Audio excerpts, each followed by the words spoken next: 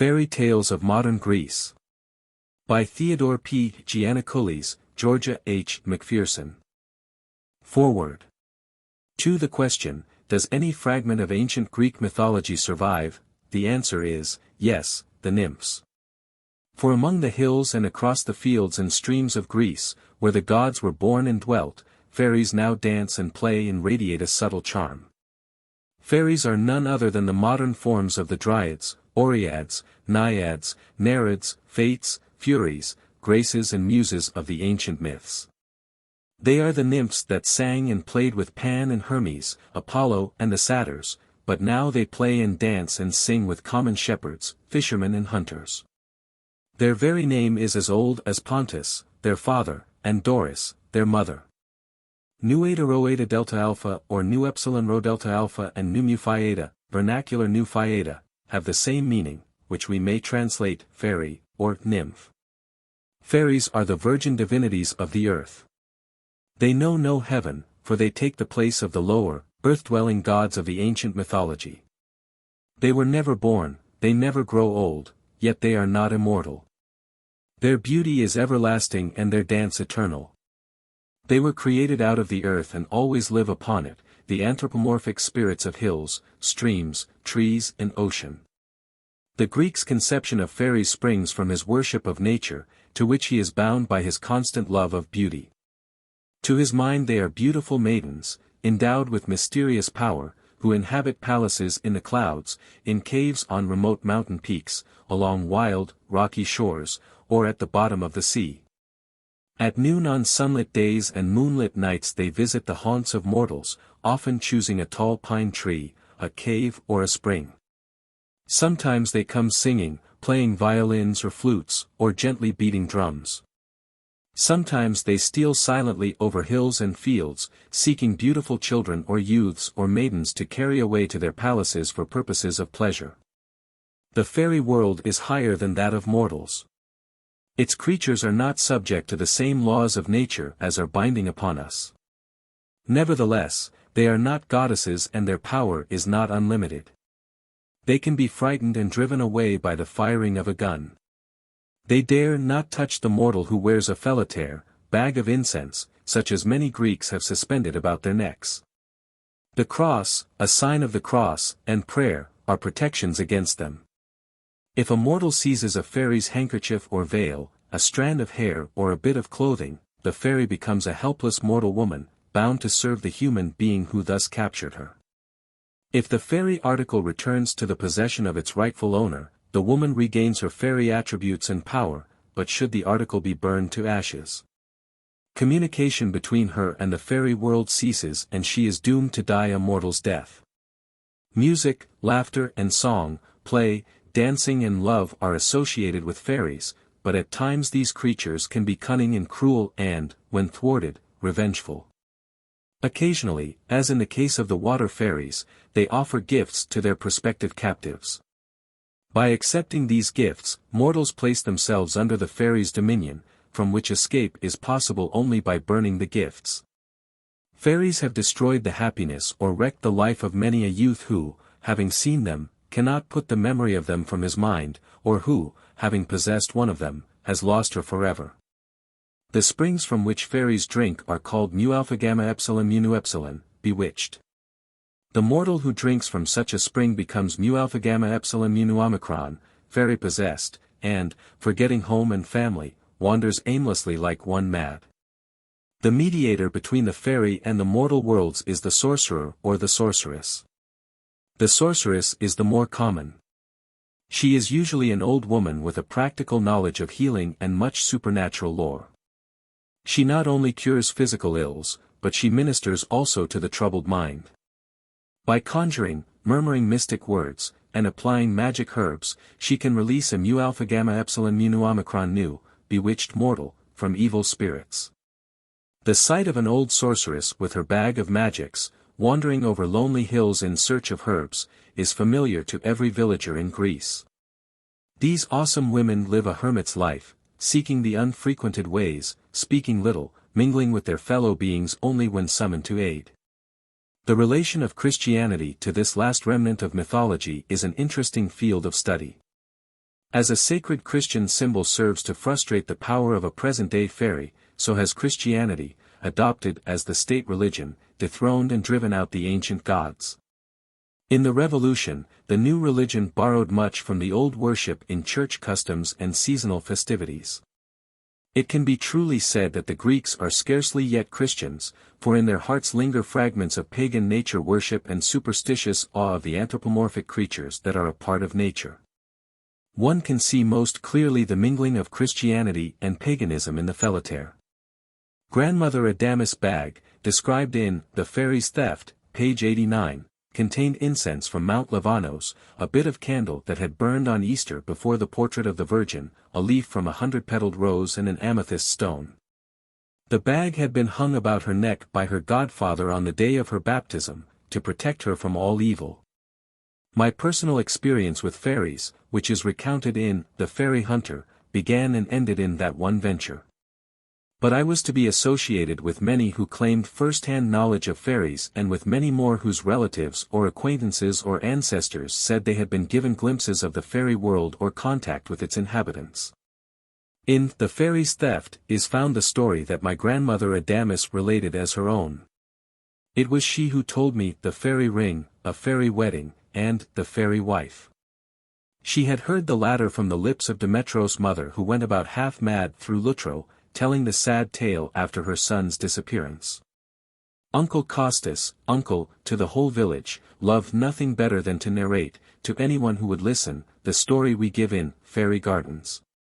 Many summer afternoons when I was tired swimming, diving or pulling up traps for fish, I would walk a little way along the Gulf shore to find an old fisherman called Gianakoulis. He was almost sure to be sitting at the water's edge where his fishing boat was fastened, waiting till sundown to cast his nets. Gianakoulis was always barefooted and hatless, with flowing white hair and beard. Like an ancient god of the sea he sat, cynical yet beneficent, and to him came his worshippers, village folk and children, to listen to his violin music or his stories.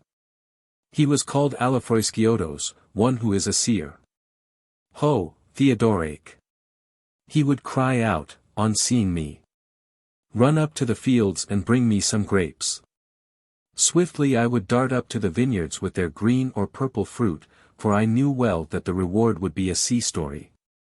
Sometimes it was about sea monsters or sea ghosts that Gianakoulis told, but the story I liked best was of sea fairies, because he said it had happened to him.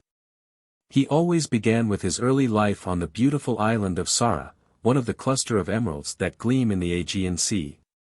His father owned many trading ships and was very rich. But after his death the ships one by one slipped out of the family's control. At the age of 18, Nassos became owner and captain of the last one and was never happy again, he said, except for one moment.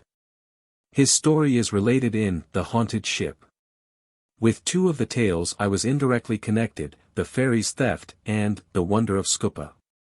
I was playing in the fields of Petsa with other children, while our parents were threshing wheat, when the shepherds brought Tsola, fainting, down from the hills.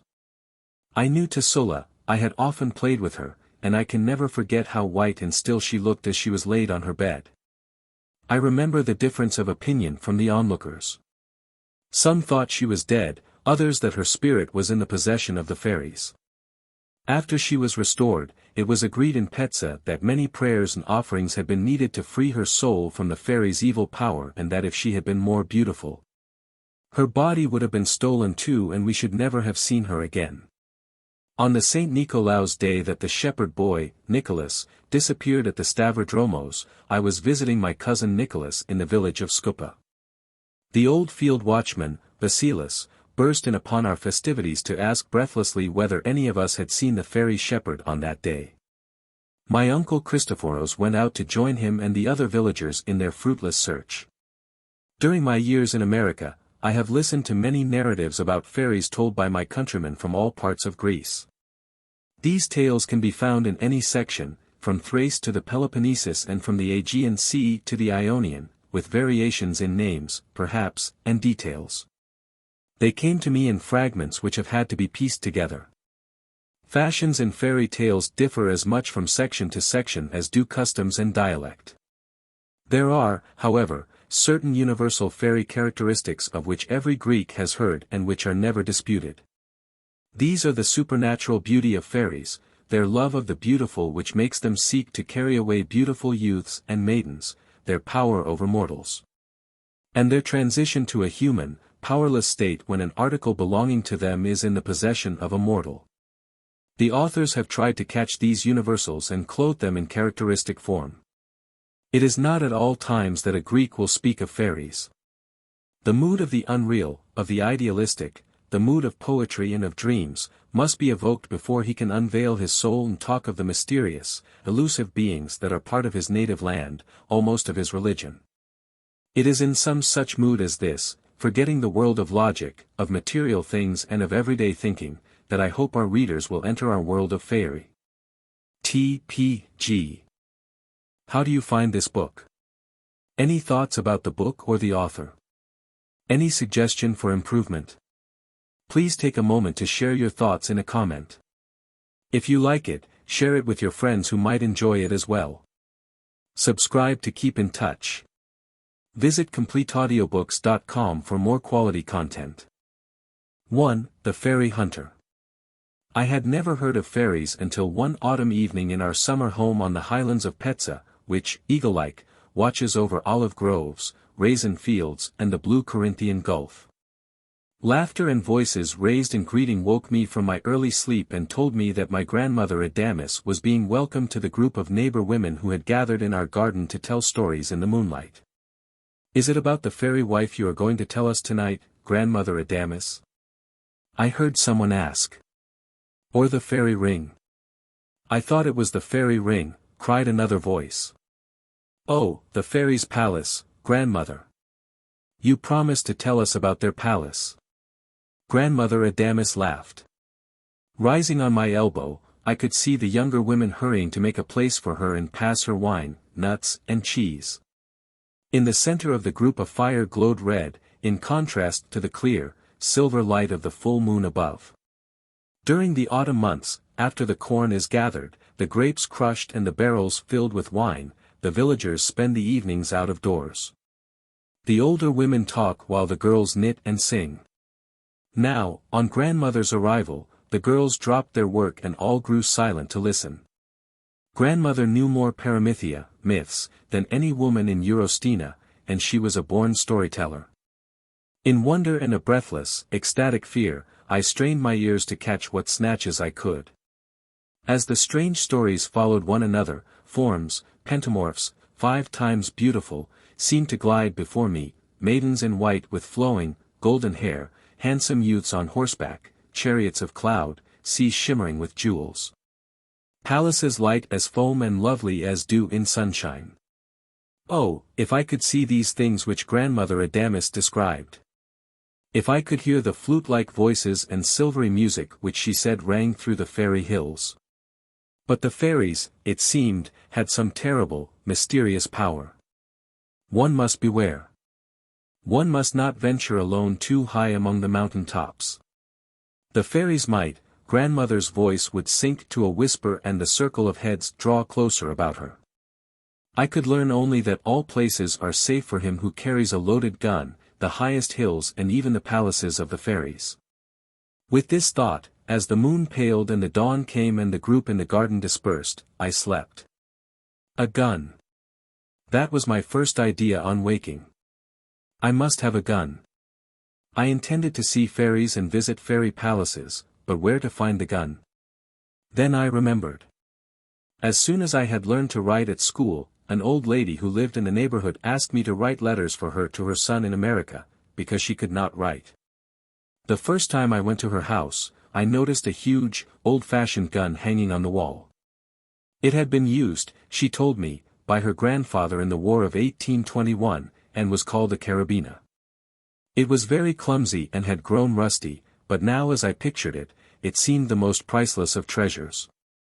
There remained only the question of how to make it mine. For months, whenever I was in the old lady's house, I gazed longingly at the carabina every moment that I was not writing, and wondered how I could approach the subject. Then one day the following spring, the lady told me that I had been very good and that she wished to give me something in return for what I had done. Will you give me that gun? I burst out. Oh, not that, she said. You don't know how to use it. You would hurt yourself. I replied that I knew a great deal about guns from having read about them ever since the autumn. Besides, I said, I would accept nothing else from her, so at last she consented. The carabina was mine. It remained hidden for days among the barrels in our cellar, while I cleaned and polished it a little at a time, and collected powder and shot. Finally the gun was loaded and ready, and very proudly did I set out with it across my shoulder. From the stories of Grandmother Adamus, I understood that the fairies often appeared just at noon, but I started early since it was some distance to the top of the Neridorihi, Fairy Hill, where the entrances to fairy palaces were said to be found. I was congratulating myself on getting away unseen, when my mother's voice called from the doorway. Theodore, come back. Where did you get that gun? When I told her, she asked what I was about to do with it. My answer was sufficiently evasive. Well, she said, don't try to shoot, and whatever you do, don't go up to the Neridorihi. Evil will come to you. After waiting till she had returned to her work, I hurried through the village and started up the mountain. Ho, Theodoric, rang out above me. The old shepherd known to everyone as Uncle Costas was making his way down the slope toward me. Since I was in no mood for further interruption, I pressed on as if I had not heard. Ho there, came the call again. I know you, son of Pericles. Where are you going with that carabina? To the Neridorihi to hunt fairies, I replied casually. Stop. He was directly above me now, and he planted himself in my way. The picture of him, in his great, loose shepherd's cloak, with its pointed hood thrown back, his short, full skirt and his brown shoes with a fluffy red ball on each pointed tip, is still vivid in my mind. See those hills yonder, he cried, his right hand extended in a dramatic gesture, his white hair blowing in the wind. On one of those hills the fairies overpowered me. You do not know what they can do. Listen to me. I was older than you are, and I had a better gun than your carabina. A gun cannot save you. The fairies carried me away and kept me for a year and a day, and it was only by a miracle that I escaped from them. They can take you as they took me, but you may never get away. Listen to one who has lived in their palace and learned their ways and been their prisoner. Old Uncle Costas with the help of his staff settled himself heavily on a stone in order to relate his adventure. This was my chance. The fairies will not scare me, I told him. I will fire at them and chase them back into their caves. I darted past him and went on up the mountainside. When I glanced back and saw him plodding slowly downward shaking his head, I laughed to myself. I would show them all. In the steep, rocky slope above me were several great, black holes like yawning cavern mouths. Perhaps, I thought, these opened on moonlight-flooded gardens and shining palaces and all the beautiful things Grandmother had described. If I could frighten the fairies, I could enter unharmed and see for myself. Carefully I approached the holes, lay down behind a pine tree and made my carabina ready to shoot at the first fairy that should appear. Soon I heard the whistle of the noon train and I watched it far below as it hurried along the southern shore of the gulf. The time had come. For a moment everything was still. Then the gently stirring air brought me a soft, whirring sound that grew louder and louder. The air itself, moving faster and faster, became a wind from the north, and at the same time in front of one opening something white went whirling around and around just above the ground. A wild fear rushed upon me. The unknown terrors that were whispered of in the garden and the weird power that had seized Uncle Costas, seemed to grip my heart. Clutching my gun I turned and tore down the mountainside like one mad. I slipped and stumbled, struck my feet against stones and scratched my arms on tree trunks, but nothing stopped me until I reached home and fell into the kitchen in front of my mother. I accepted her scolding humbly and never again did I go fairy hunting. 2. Fairy Gardens. Uncle Costas, as everyone called him, had once been a prisoner of the fairies. He would sit stiffly down upon a stone and lean upon the tall, shepherd's staff which he always carried, to recount his story. "Look," he would begin. "Do you see those hills yonder? They are the hills of the dragons. Many, many years ago, Costas was resting at noon beside a spring under the shadow of a pine in one of the Dragonorrhies, Dragon Hills, after eating his bread and cheese. He closed his eyes for a little while, and when he opened them, there were fairies dancing all around him in the air. He knew that he was handsome, handsome enough to tempt them to carry him away, but since he had his gun with him he thought himself safe. Some of the fairies were singing, others were playing their flutes, and all would pause now and then to ask Costas to play his flute and dance with them. Pointing to his gun, he shook his head, and even though they were angry they dared not harm him. Suddenly the music and the dancing ceased. The fairies whispered together a moment and then disappeared like a cobweb that is brushed away. Costas was about to go back to his sheep, grazing lower down on the hillside, but he was unable to move, even to stretch out his hand. Then the fairies were back again, and this time their queen was with them, riding on a great white horse. Around her were 1,000 fairies on white horses, and others kept coming and coming until the Dragonorrhea was covered with them. Costas tried to stand up, he tried to reach his gun, but he could do nothing except gaze at the beautiful queen, with her shining, silken hair and her shimmering white garments, as she sat upon her proud horse. There was a great murmuring around him. After a while he understood that all the fairies were talking about him. "Does he please you?" one asked the queen. "Will you have him?" asked another. "He is powerless now," said a third. "Shall we take him?" The queen looked down at him thoughtfully for a long time. Then she smiled, lifted her wand and cried, "I shall have him. He is beautiful. Let us bring him with us." Servant fairies caught up Costas and darted away with him as fast as an eagle flies. The queen with the 1,000 fairies on horseback followed, and after them came the thousands and thousands of others, all in white, all dancing around and around as they swept forward. They took him up to the highest peak of the mountain Killeen, where there is snow nearly all the year. A yawning, black opening admitted to a long dark passage, ending in a golden gate. Beyond lay the gardens of the fairies, where the sweet, warm air of summer always dwelt. "Here you must stay. For a year and a day. And never, oh never.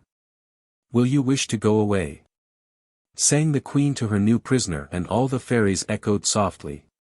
"And never, oh never. Will you wish to go away?" Looking about him, Costas saw that he was in a paradise. There were gardens everywhere, each with flowers of a different color. One garden was white, one yellow, one purple, then green, rose and blue, with many shades of each, so that they all blended together like the bars of a magnificent rainbow. In the center was a lake, mirror-like, upon which an island appeared to float. So clear was the water that one could see to the bottom, which was studded with emeralds. Upon the surface, like great bubbles, diamonds, rubies and sapphires moved with the slow current. On the island many youths, stolen by the fairies, were playing with flower wreaths, chains of precious stones, and fine gold and silver like sand. Costas was taken to the island, given fairy clothes such as the other youths wore, and shown trees from which he could gather as much fruit as he wished. There were as many kinds of fruit trees on the island as there were flower gardens around the lake. Figs, pears and olives, peaches and plums, as well as grapes heavy upon their vines, hung in tempting profusion. The fruit would fall to the ground when it was ripe, and if no one ate it, it would harden into a jewel of the shape and color of the fruit. Peacocks strutted about and birds of bright plumage flitted through the trees. In the lake one saw mermaids with fairy faces, graceful swans, and fish such as are not found in any other sea. All the time, for there never is any night there, fairies danced in the flower gardens, gazed at their reflections in the lake, sang or made music on their flutes, while youths played on their beautiful island. And the queen appeared happiest of all, watching the others being happy. But Costas, alone of all those thousands, was not happy. He enjoyed living in that paradise, but he could never forget his home and his sweetheart Christina, and he longed to go back. Then he would think of the queen. He thought she cared a great deal for him, more, perhaps, than for any of the other youths. He remembered her song. Here you must stay. For a year and a day. And never, oh never. Will you wish to go away? I must wait, he told himself again and again. I must wait for a year and a day. Finally the time passed. Kostas went to the queen, bowed very humbly and said. Here did I stay. For a year and a day. But always and always. I've wished to go away.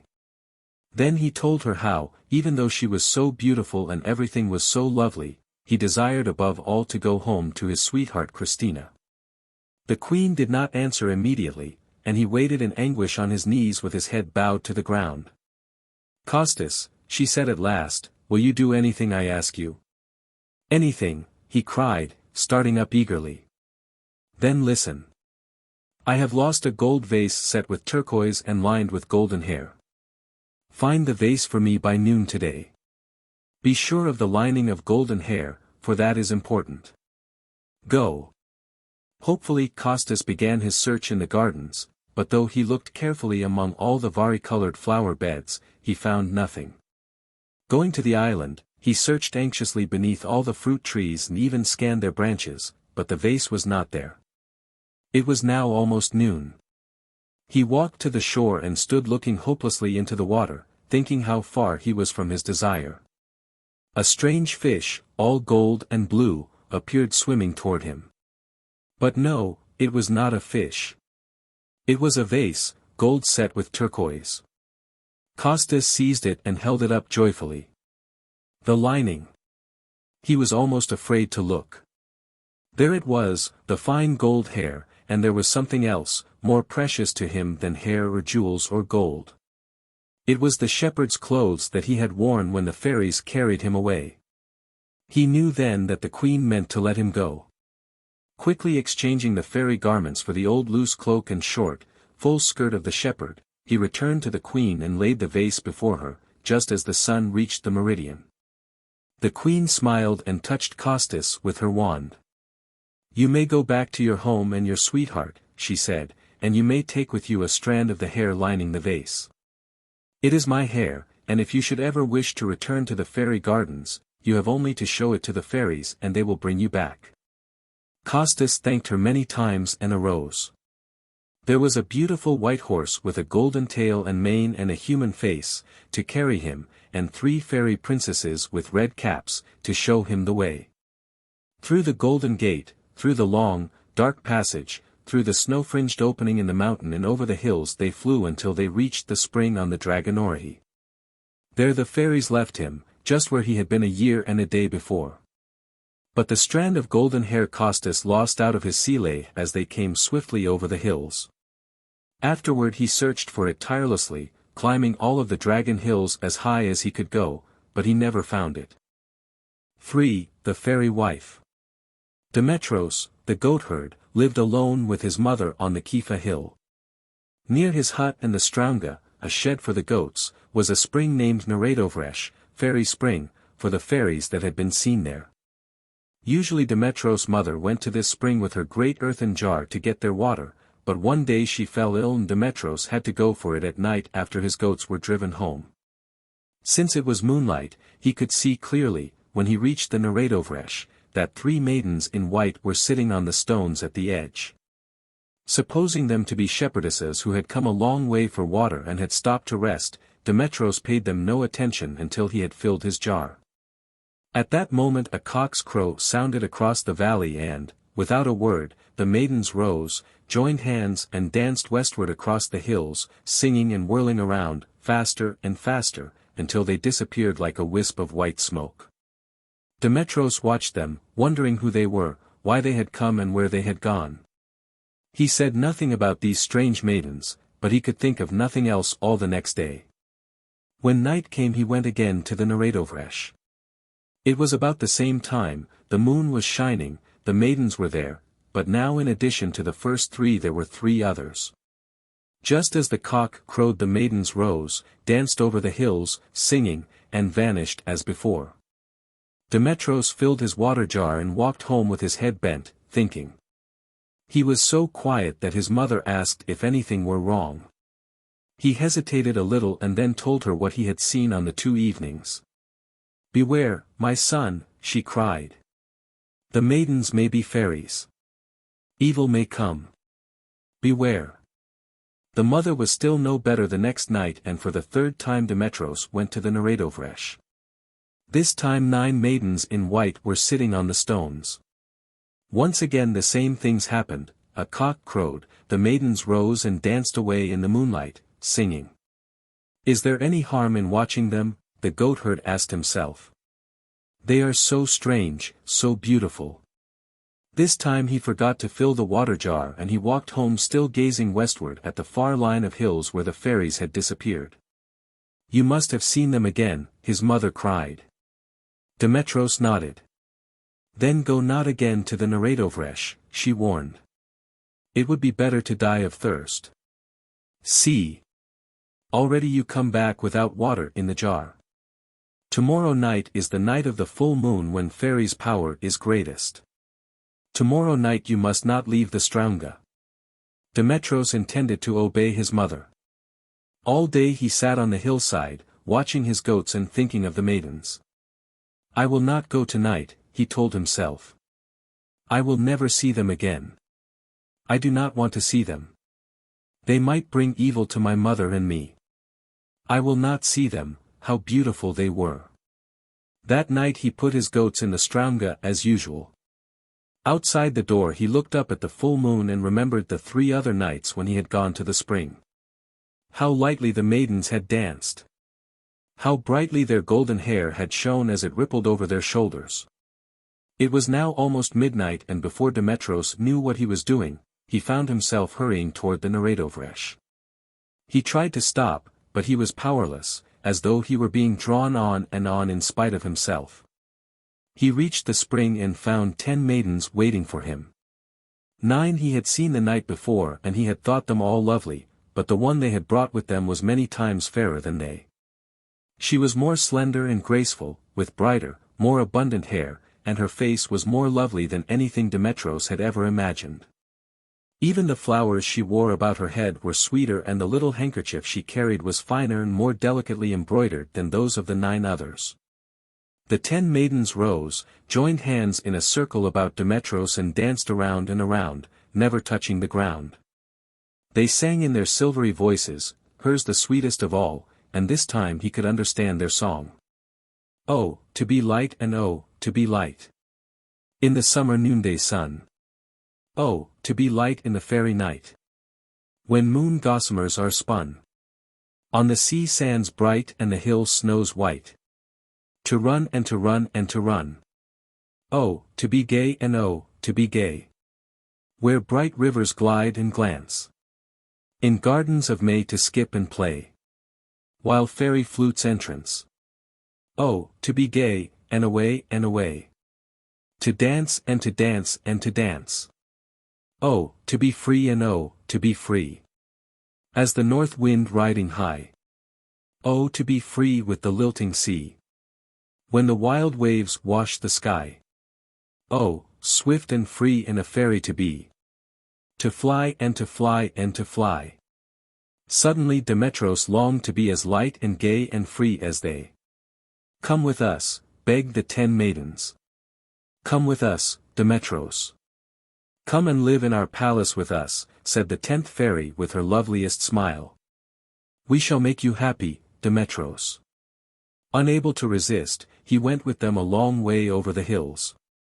He laughed and sang and forgot everything but the fairy maidens, their flowers, their smiles, their golden hair. Once he thought of his mother, ill and in need of him, and of his goats that would cry for him in the morning. He knew he should not go any farther with the fairies, but when he looked at the 10th, the most beautiful, he felt that he could not leave her as long as he lived. Now the loveliest one was near him in the dance. Her long golden hair was sweeping past him. He breathed the fragrance of her flowers. He reached out to catch her, but only her handkerchief remained in his hand. The dance stopped. There was a scream from all the fairies. With a rush, like wind through a forest, they shot upward and disappeared, all but the 10th. She sank down upon the ground with a kind of moan and hid her face in her hands. Demetros stood for a long while looking down at his beautiful prisoner. Then he fell to his knees beside her and tried to comfort her, but nothing that he did could stop her tears. "Do not speak. Do not touch me," she said. "You have taken from me my freedom, my happiness." Demetros did not know what to do. He stood up, tucked the handkerchief into his sile, leather belt, and walked slowly a little way off, thinking. When he turned he saw that she had risen and was following him, weeping and reluctant. He walked on and she came after, stopping when he stopped, moving forward as he did, until they crossed the hills to the little hut that was his home. His mother was startled when she saw this strange, golden-haired maiden with her son. She welcomed the stranger, however, and because she saw that Demetros loved her, she kept the wonderful handkerchief wrapped in silk and locked in a box in her own room where the fairy wife never entered. Katina, so she was called, spent her time spinning, sewing and embroidering. She made beautiful clothes for Demetros' mother, for herself and for the little child when it came. Everybody in Lutro knew that Katina was a fairy, because whatever she did was finer and lovelier than anyone else could do in all that part of the country. The child, too, was very beautiful, with fine, golden hair and soft, white skin. All the villagers and country people called her Neredo Corezzo, which means fairy child. But Katina was not happy. Demetros could do nothing to make her smile. She never danced or sang or laughed, but sat quietly at her work, scarcely glancing up or speaking a word to anyone. Demetros became very sad, and to see him so unhappy made his mother grieved and anxious. This went on for 7 years. One St. Constantino's day the mother went, as is the custom, to a neighboring village to visit a cousin named Constantinos. She left, believing everything safe until her return. Katina said to Demetros, "Today is a holiday. I should like very much to go to Lutro to dance. I have not danced for a long time. Will you bring out one of my pretty dresses and my best handkerchief? We shall dance together as we danced on the night of the full moon 7 years ago." Demetros could not speak for his delight. His beautiful wife would dance and be happy again. He fumbled with the keys which his mother had left in his care. He caught up the first dress his eyes fell upon. He took the beautiful handkerchief from his mother's box and put it into his sile with trembling hands. As soon as Katina was ready, she and Demetros with Neredo Corezzo hastened down the hill to Lutro. The folk were already dancing on the grass plot in the center of the village, their bright costumes, joyous faces and graceful movements making an attractive picture.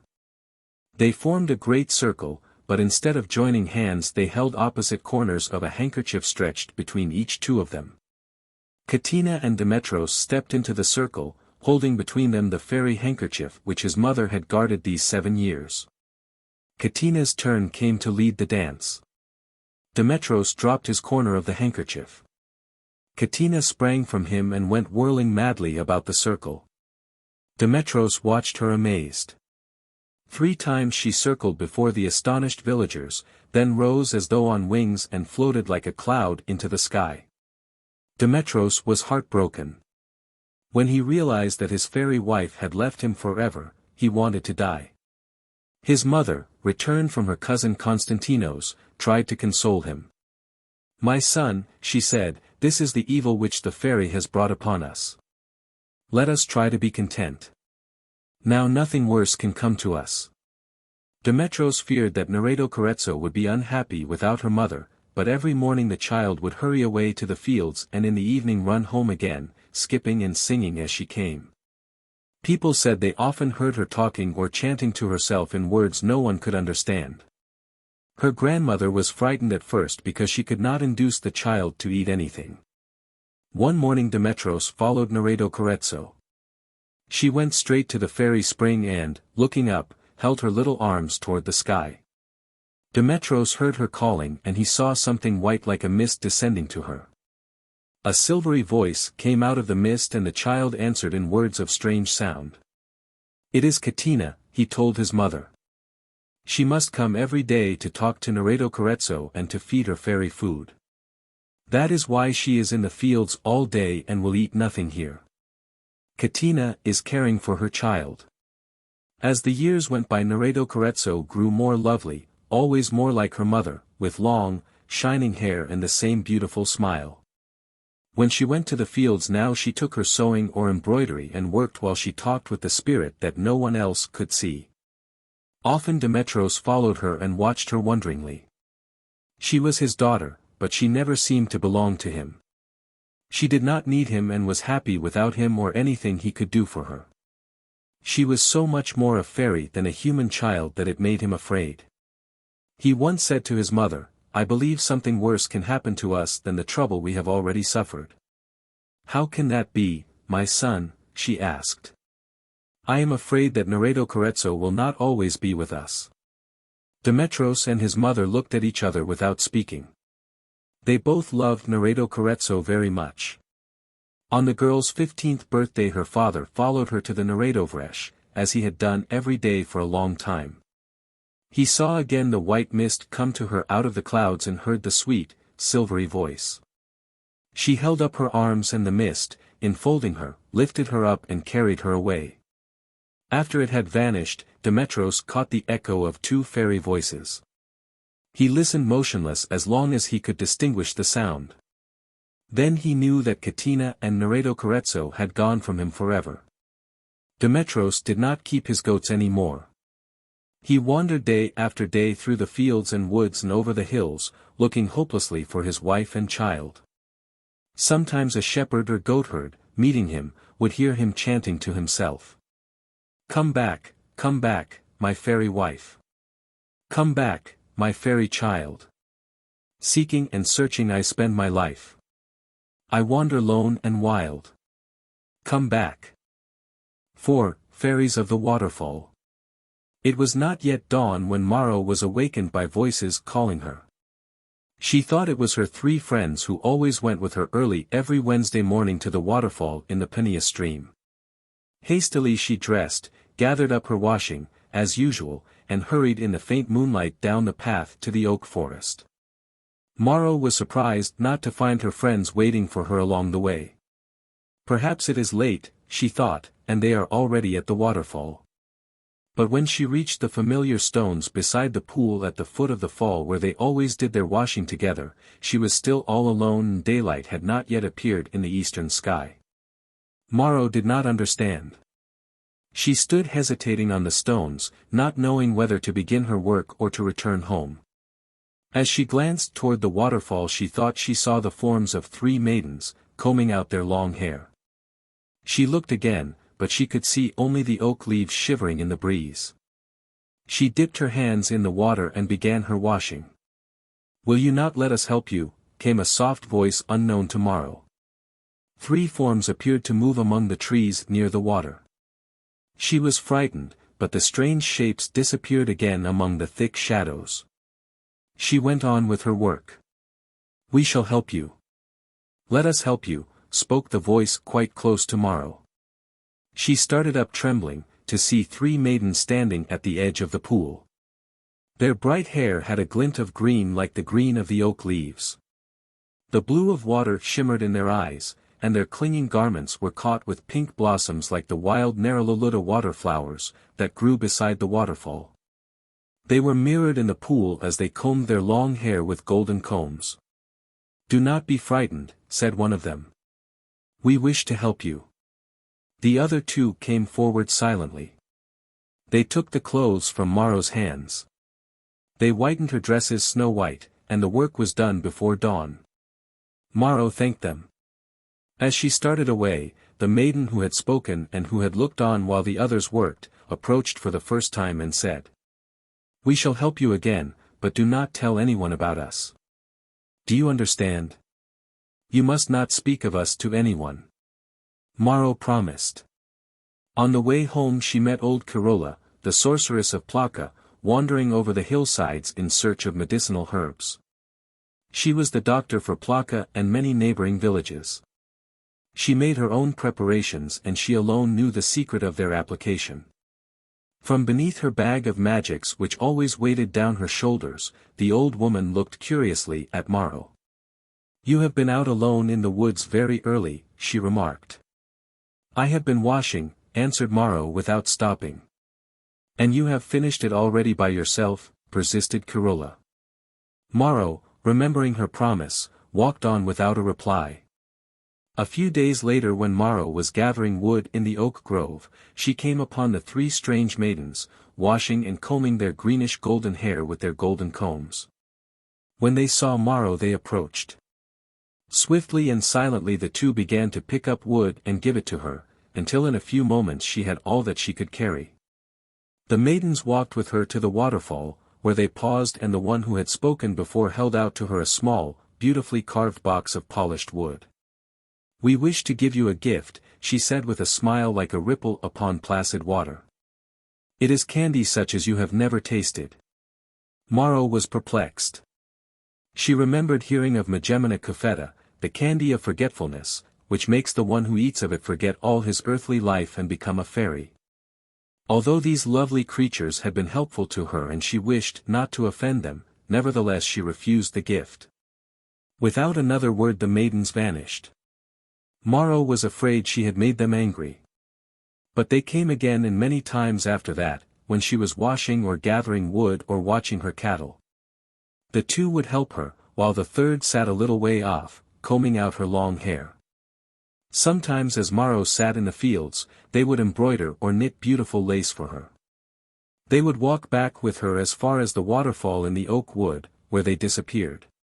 Even when she was with her friends from the village, the maidens would often join her. Then they would not speak to her and, to her amazement, her friends were never aware of their presence.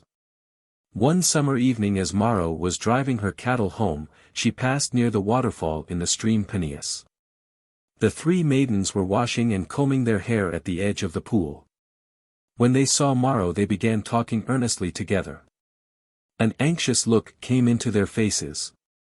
The fading light shimmered green on their hair as they shook their heads at one another. Suddenly they grew silent and advanced to her smiling. "We have some gifts for you, Morrow," said the one who always spoke. "We think they will be useful to you and if you accept them, you will make us very happy." She held out a three-circled bracelet of gold. "Take it," she urged as Morrow hesitated. "It is for you." The second maiden offered ear-rings, each with 3 jeweled pendants, and the third presented an apron of silk with 3 scallops embroidered in wild flowers. Morrow did not understand the strange manners of the maidens, but seeing no harm in the gifts, she accepted them. "Will you let us see you again in 3 days?" asked the first maiden. "We should like to see you wearing our gifts, but be careful. Let no mortal's eye behold them and no ear hear of them until we have seen you." When they had her promise, the maidens vanished and Morrow went home thinking how beautiful she would look in her new things.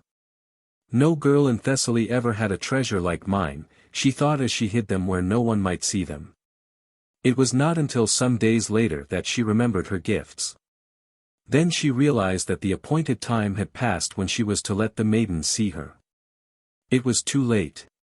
She looked regretfully at the apron, the ear-rings and the bracelet and, wrapping them carefully, she laid them away once more. Morrow forgot the treasures for almost 3 years. One summer day she happened upon them while her 3 girl friends were calling upon her and she was showing them some of her needlework. She let them see the gifts also. "Oh, how wonderful!" they exclaimed. "Why don't you wear them, Morrow? You'd look lovely in them." Morrow followed the suggestion of her friends. She had not seen the strange maidens after she had failed to meet them and she supposed that they, angered by her forgetfulness, would never visit her again. The next day when she set forth toward the waterfall, she was wearing the bracelet, the ear-rings and the apron. It was at the edge of the oak wood that she met the old sorceress with her magic bag on her back. Every one knew that in it were moon herbs, night flowers, a bat's tooth, a turtle's bone, a dragon's claw, a snake's wing and hemlock. Only once had Kirola used the hemlock. That was for an old man, at his death hour, whose soul did not wish to leave his body. The villagers stood a little in awe of Kirola, with her mysterious bag and her lore of fairies and the spirit world. As Kirola moved slowly by, her keen eyes took in all the details of Maro's dress. Maro felt uncomfortable. "The gifts of fairies bring evil," muttered Kirola. "What are you saying?" asked Maro, pausing in the path. Kirola shook her head as she looked at the lovely ornaments. "Fairy gifts," she said. "You are in the fairies' power. Take them off, Maro, take them off. Burn them at midnight. They are bewitched. Evil. Evil." The old woman moved on beneath her burden, leaving Maro to wonder what she had meant. "These are such beautiful things," she thought. "How could they do harm?" And she went her way into the forest. The day was very hot. Not a leaf moved. The people of Plaka were harvesting in the barley fields. The monotonous song of the harvest fly was the only sound. Suddenly a great wind circled over the village 3 times and, passing to the oak woods, died away. A single, sharp cry was heard from the woods and then silence. The people dropped their work and ran to the forest. They could see a girl darting among the trees pursued by 3 swift, furious creatures. They raised a shout. The girl fell to the ground and the 3 forms vanished. When the villagers came near, they recognized Maro lying beside the waterfall, speechless, her hair disheveled, her shoulders bare where her garments had been torn from her and showing the marks of a lash. Kirola now arrived. She had heard the wind circling over the village and she knew it to be an omen of evil. "Do not touch her," she commanded the people. "Turn your faces to the sun and kneel."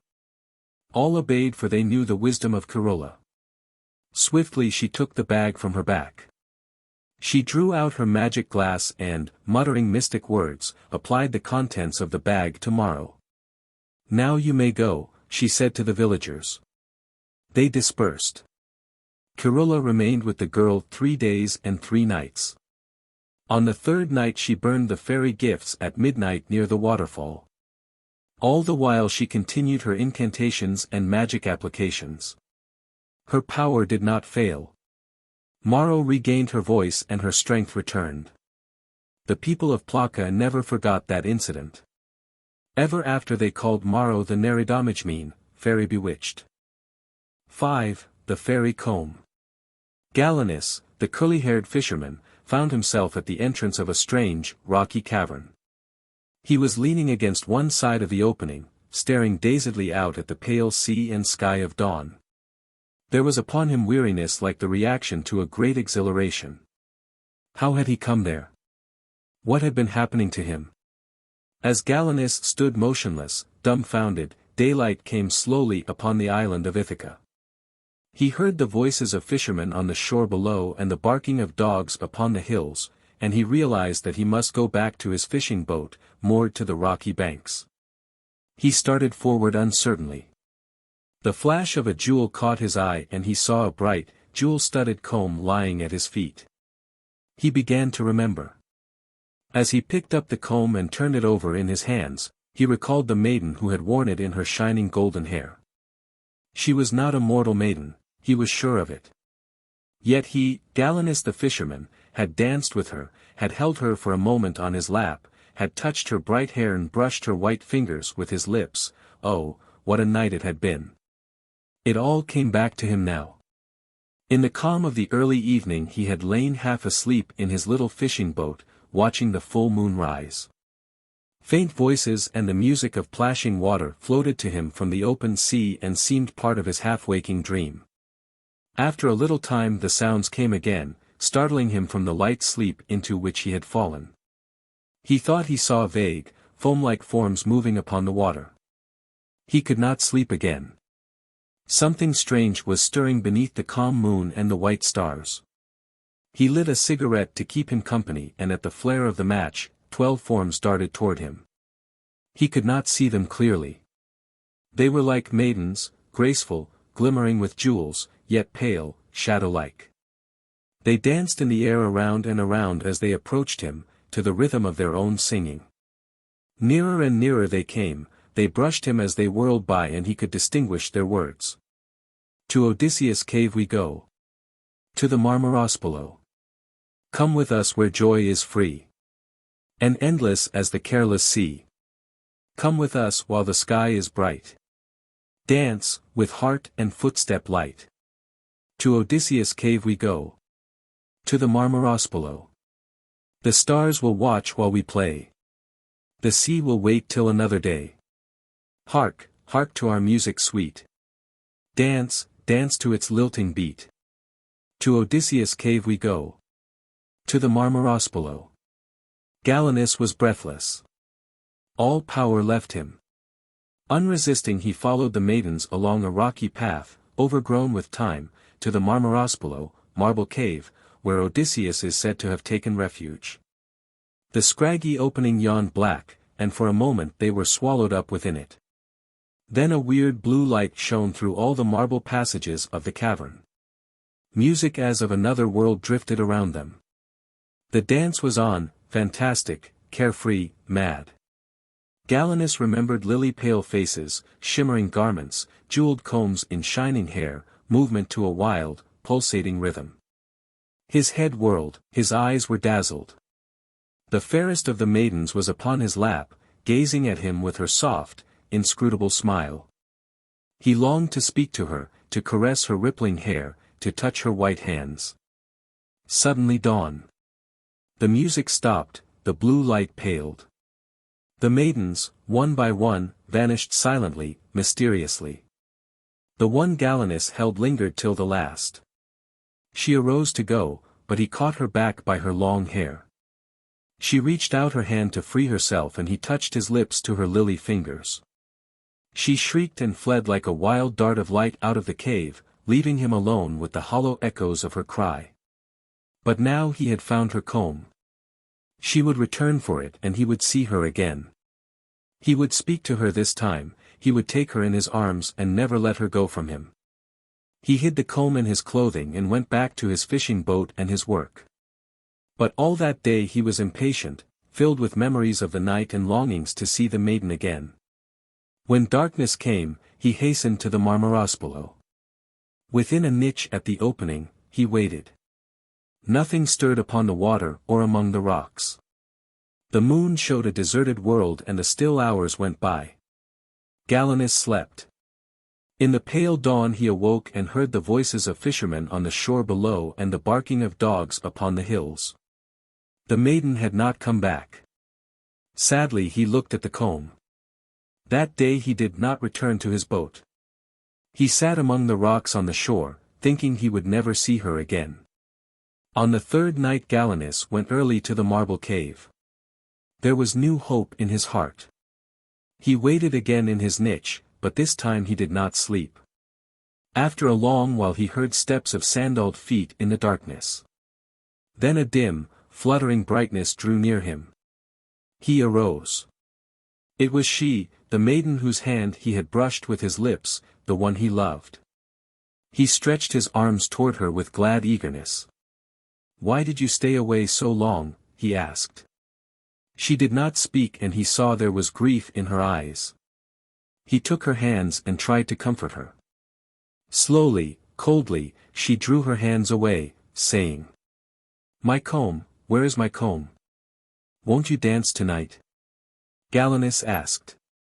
"Give me my comb," she answered. "What makes you sad? Won't you tell me?" He pleaded. The maiden on her knees before him begged him for her comb. Swiftly he bent down, his arms were about her, he kissed her 3 times. "Oh, pity me," she moaned. "Give me my comb." No other word would she speak. Galenus drew forth the comb and reluctantly held it out to her. "I want you to be happy," he said. As the maiden touched it, she uttered a shriek and fled like a dart of light beyond the vision of Galenus. He dashed down the rocky path to the sea, calling after her. He was still standing there at dawn, when he heard the voices of fishermen near him on the shore and the barking of dogs upon the hills. Gianakoulis did not return to his fishing boat that day, nor ever again. He forgot his work, he forgot his home, he did not recognize his friends when he came upon them. For many days he wandered, pale and haggard, along the shore and about the Marmarospolo, sometimes muttering to himself, sometimes calling. Then he disappeared and was not seen again. Every full moon night, it is said, one can see at the entrance of the cave a weeping maiden with a jeweled comb in her golden hair. It is the mortal-kissed fairy, whom Gianakoulis loved, but whom he condemned by his kiss to exile. Never again may she return to the fairy palace and her companions. She hides in the cave and for her sin she weeps eternally. 6. A Fairy Wedding. It is said that one May day long ago, the hills of Eurostina smiled with rare and remarkable beauty. The pines of maize and the fir trees of Triccola bloomed, the wild thistles grew soft and lovely, ferns wore a yellow crown, the perfumes of wild flowers were heavy on the air, and all the land was filled with joy. Although many years have passed, the day is not forgotten, and from generation to generation the story of this day, as first related by Vasilis of Triccola, is throughout the countryside remembered and told again and again. It was the wedding day of Nerados, a fairy youth, and Nereda, a fairy maid. Vasilis of Triccola, after searching for 33 years, had at last found the Neredovotano, a fairy plant by which he was able to communicate with the fairy world. He knew all fairy secrets, he had helped or cured many mortal youths who had hopelessly loved fairy maidens. On this day, the 3rd of May, just at noon, Vasilis was seen on that hill of Triccola called the Pine Hill, running or rather gliding above the earth with the swiftness of a bird. Those who saw him had time only to be amazed, when he was lost to sight. On the 3rd day following, when he appeared in the village of Triccola, the villagers thronged about him to hear what had happened. It was a fairy wedding, he said. All the fairy world knew it. The hills of Triccola and the mountains of Eurostina knew it. I was invited, fairies came for me while I was drinking at the fairy spring. I heard, as though far off, their drums and violins and the music of strange instruments. Then the clouds became like chariots, sinking lower and lower to come near me, while the music swelled and echoed around me and seemed to draw me on and up, until the clouds were all about me.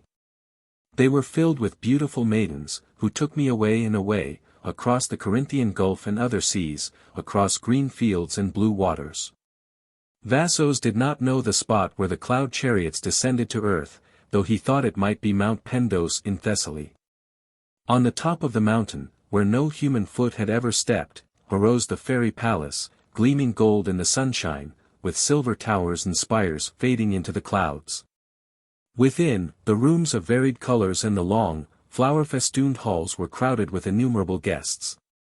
Vasilis was unable to describe the beauty of these fairy people, for their faces, though like those of human beings, could not be clearly distinguished, and their clothes like milky foam transcended all description. Colored lights played through the palace, at one moment tinging all things with gold, the next with rose, then violet, crimson, green and lavender. The music of harps and violins and the steps of the dance changed with the shifting colors, but laughter and joy went on ceaselessly. In each room 1,000 candles burned in candlesticks of crystal and burnished gold, while the bright silver walls like mirrors reflected their brilliance.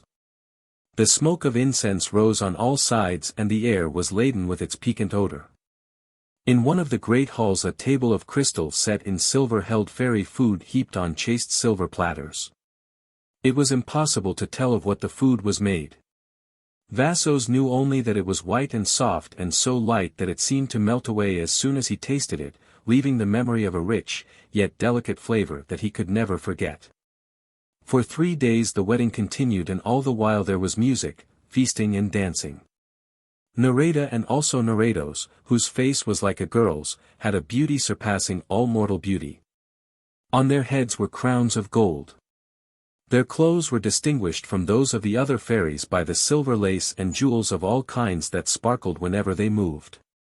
The bride and groom were always on horseback, food was handed up to them on golden trays. Fairies sang continually, dancing, scattering blossoms and twining ribbons around them. Ceaselessly one heard, rising and falling with wave-like rhythm, the gentle tinkling of glasses as they were clinked together. The guests drank cherry-red nectar from crystal glasses etched with flowers and fairy faces. On the third day, after all had drunk for the last time to the health of the bride and groom, the glasses were broken and with a crash of crystal the festivities came to an end. I do not remember how it happened, finished Vassos, but at noon I found myself back on the pine hill of Triccola, proud to have been the only mortal guest at the fairy wedding. 7. The Fairy Ring. Petros Gouris. The name rang through all the Peloponnesus, and every tongue that spoke it spoke in praise and every ear that heard it listened in admiration. Petros came of a noble family of warriors, rich and powerful, with lands, herds, gold, and rare beauty of form and feature, as his heritage. 3 days after the birth of Petros, his fairy grandmother, Selina, came to offer blessings and gifts. She brought her grandson a bag of incense and hung it about his neck to protect him from evil. 3 kisses she gave him for the Holy Trinity and then from her leather bag she drew a ring. It was a ring such as no one in all that country had ever seen. The gold band was delicately fashioned and engraved with strange figures, and the jewel caught the light in its crimson heart and flashed it out again with dazzling radiance. "This is my gift to my grandson," said Selina as she kissed the ring 3 times. "He shall not put it on his finger until the day he is 21 years old, for only then will he be strong enough and wise enough to wear it." She made the sign of the cross upon the head of the child, upon the head of the mother and upon the ring, and touching the heart of mother and child, she went away, murmuring words that no one could understand. The ring was a magic ring which the Queen of the Fairies had bestowed upon Selina when she was a fairy maiden. It would have made her queen, and it was her most beloved treasure until one day on the Eagle's Hill she saw Panagus Gouris. Then Selina remembered that fairy queens never marry. Mortal youths are only their slaves. Suddenly the idea of being a queen lost its fascination. Selina kept the image of Panagus ever before her. Sometimes she would go to the spot on the Eagle's Hill where she had seen him, and weep, wishing she need never go back to the fairy palace. One day, after 3 years, Panagus Gouris came upon her thus as he was on his way to the Laconian Gulf to meet a ship from the Aegean. At his first glimpse of Selina he vowed never to part from her. He did not meet his ship. He did not reach the Laconian Gulf, he took the beautiful fairy maiden back with him to his home among the hills. Selina thus renounced the right to queenship for the love of a mortal, and became the grandmother of the far-famed Petros Gouris. The fairy grandmother was as beautiful as the moon, the loveliest woman in the land. Panagus, her husband, was no less beautiful, and he was one among the many warriors in his family who defended the hills of Taygetos against the Turks and allowed no Turkish foot to step thereon. Because of Selina the family was called Neretogenemenoi, and its descendants ever after were the fairest, richest and most noble in that part of Lacedaemonia.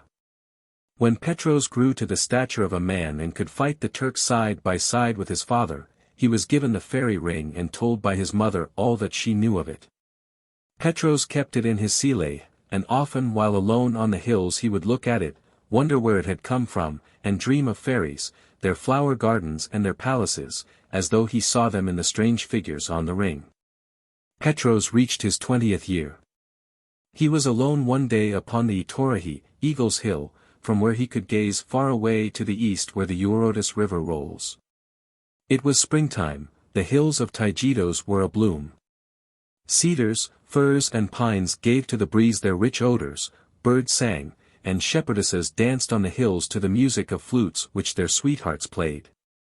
Petros' heart was filled with vague longings. He took out the ring and gazed into the bright depths of the jewel. "I am nearly 21, he thought. I am old enough to fight the Turks. Surely I am strong enough and wise enough to wear the ring. What harm could there be in it? Besides, who would know?" He looked about. His dogs were sleeping near him. Quiet filled the land, for it was midday and the field workers were at rest in the shadows of trees. Swiftly, as though not to be seen, he slipped the ring on his finger. All was as it had been for a moment. Then far away on the Laconian Gulf 3 cloud-like chariots with leaping white horses, and an army of strange, fairy forms appeared, moving toward him. With incredible speed they came on, and in an instant the Itorahi was enveloped in them, while music and voices and the beating of drums echoed through all the hills. Petros was lifted onto a white horse. The earth seemed to slip away from him and drop down, down. There was no sensation of motion, only a great wind in his face, and hills, trees, and streams whirling beneath him. Then he could not distinguish any objects below. All about him was cloud. The sunlight was dim, and even the faces of the fairy host were blurred and indistinct. At last, after what seemed days and days of riding without motion on the horse's back, Petros saw ahead a mysterious shore. A city of mist rested upon it and was faintly reflected in the cloudy sea on which they floated. A palace of pearl could be seen from afar, like a pile of foam glimmering in the faded light. The great silver gate of the city at the very edge of the sea, admitted them through the banked cloud walls to the pearl-studded path to the palace. Petros was assisted to the ground.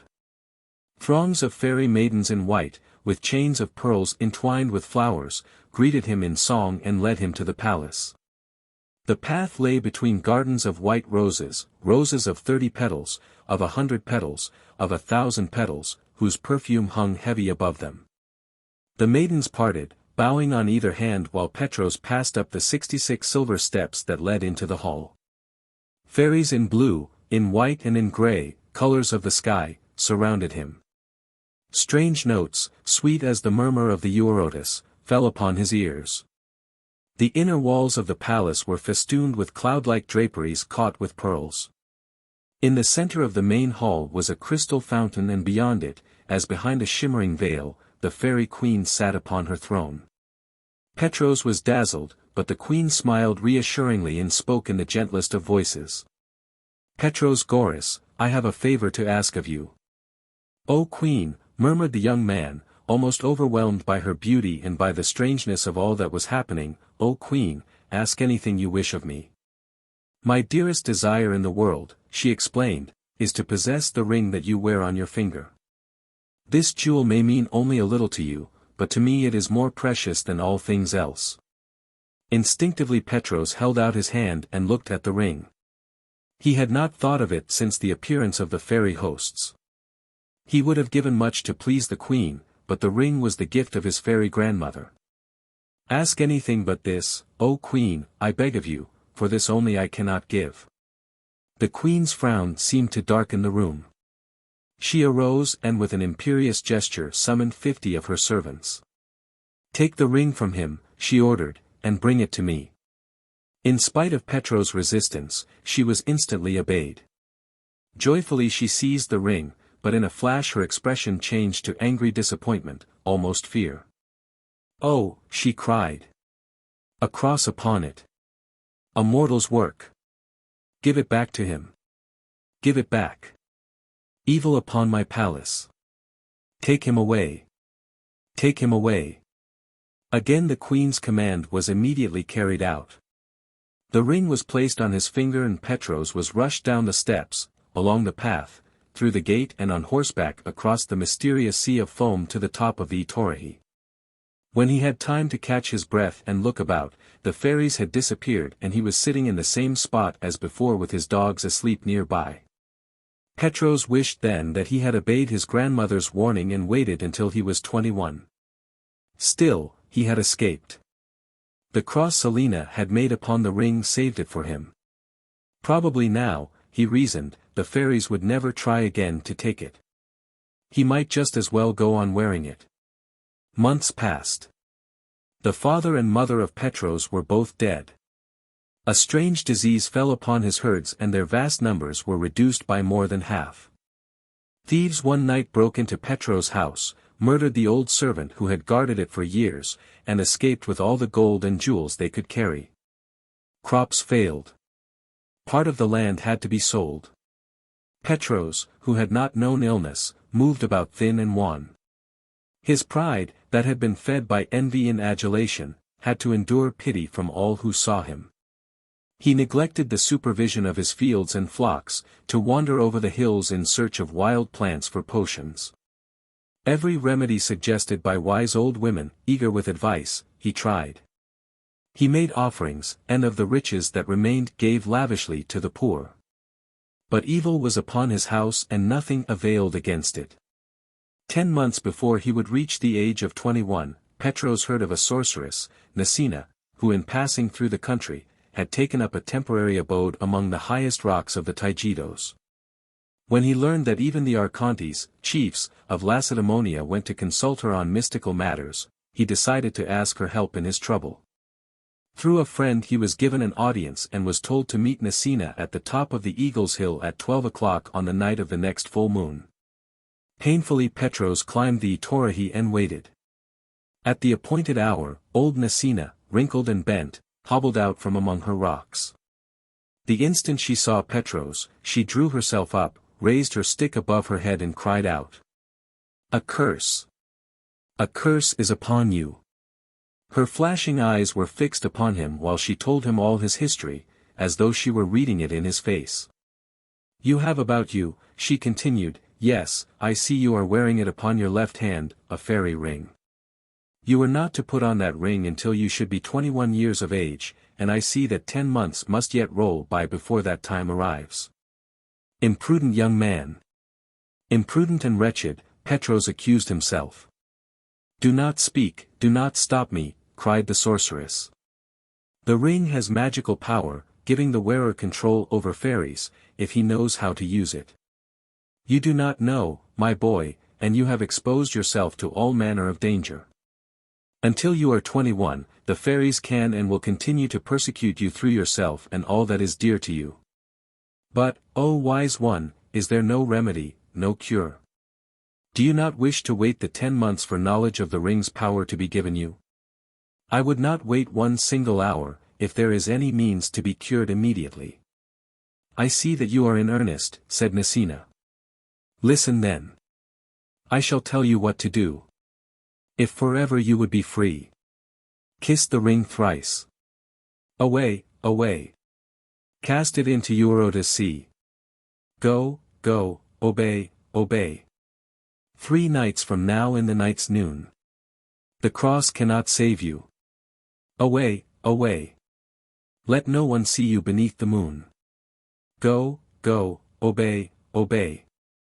On the 3rd night at the time set, Petros stood on the banks of the Eurotas. The night was beautiful with its bright moon and countless stars. The waters were calm, softly murmuring secrets to the sky. The land was deserted, not a soul was awake, not a breath stirred. Mounting to the peak of a high, lone rock, Petros kissed the ring 3 times and cast it far out into the water. Instantly 3 fairies with angel faces and garments of gleaming white floated down and danced on the water about the spot where the ring fell. Joy was in their faces and joy in the swift movements of their dance.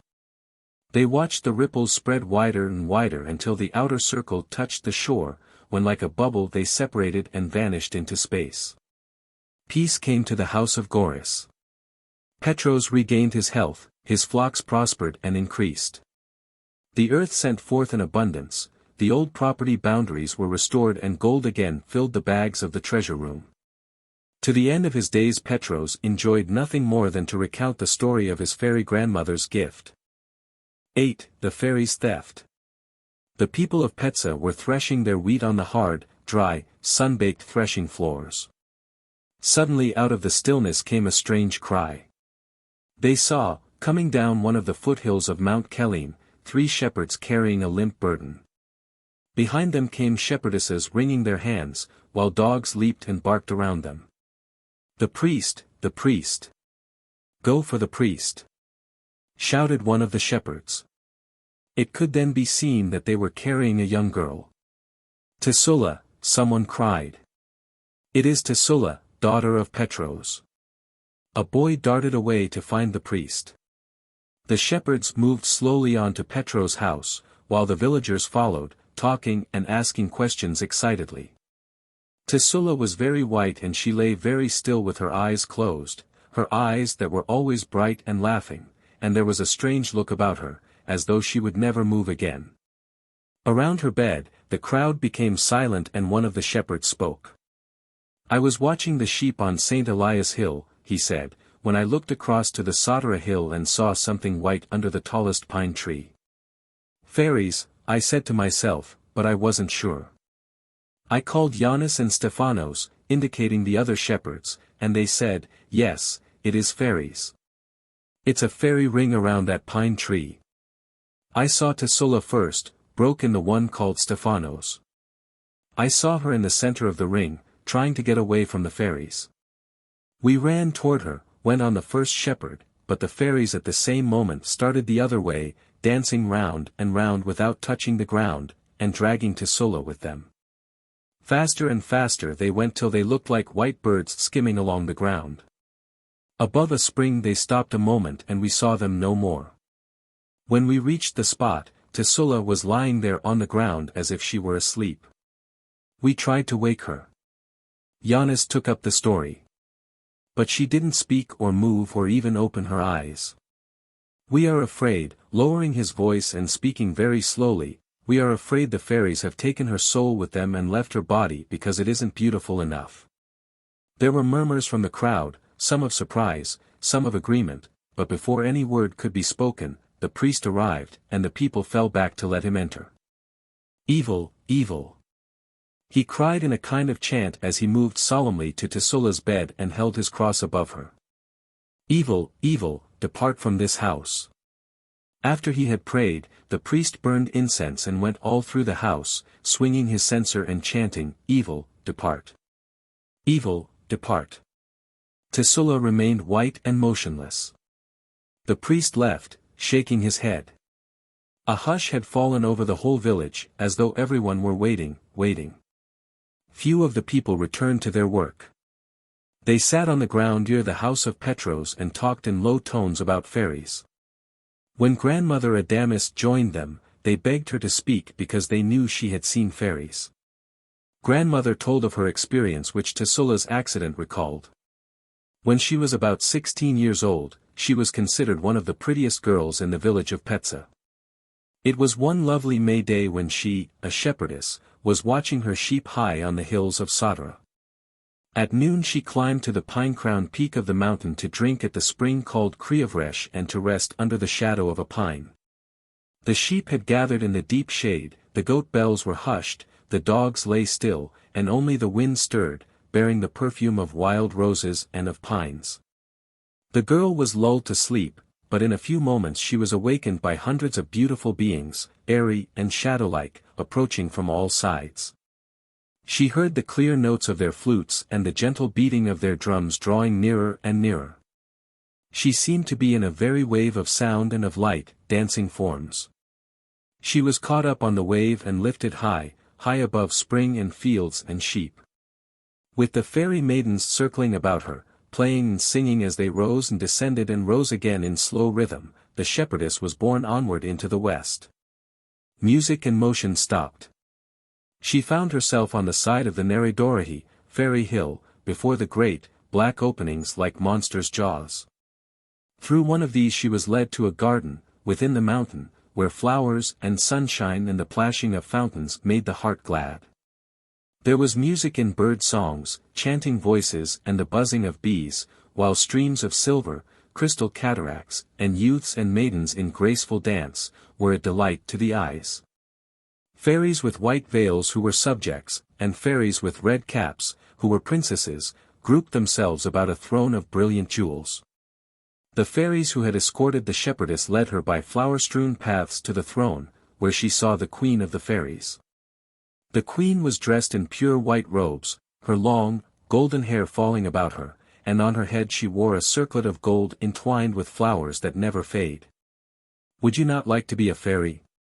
asked the queen, "and live with me in this garden where the sun never ceases to shine and where it is summer all the year?"